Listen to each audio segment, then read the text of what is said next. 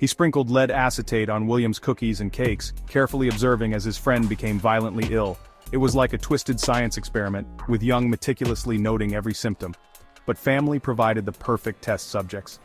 Young began adding small doses of poison to his family's tea and food.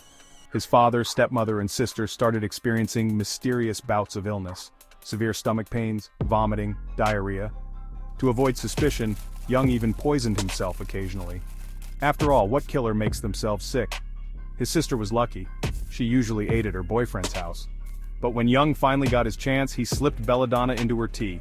She became violently ill and was rushed to the hospital. The doctors were clear, she'd been poisoned.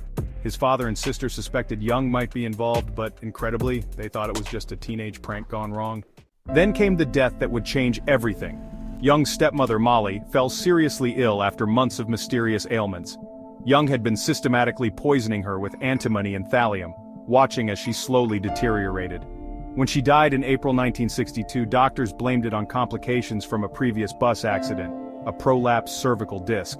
They were dead wrong, but in the 1960s, poison detection wasn't what it is today. Her body was cremated, destroying any evidence of Young's lethal experiment, but Young kept detailed records of every poisoning. Like a scientist conducting research, he documented symptoms, doses, and reactions in his diary. His fascination with chemistry had turned him into something unprecedented, a teenage serial poisoner who treated his own family like lab rats. The break in the case came from an unlikely source, Young's chemistry teacher. Suspicious of the boy's obsession with poisons, the teacher searched Young's desk.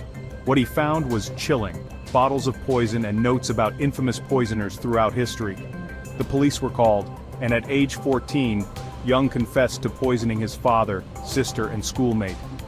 Though never charged with his stepmother's murder due to lack of evidence, everyone knew the truth. Now here's where this story takes an even darker turn.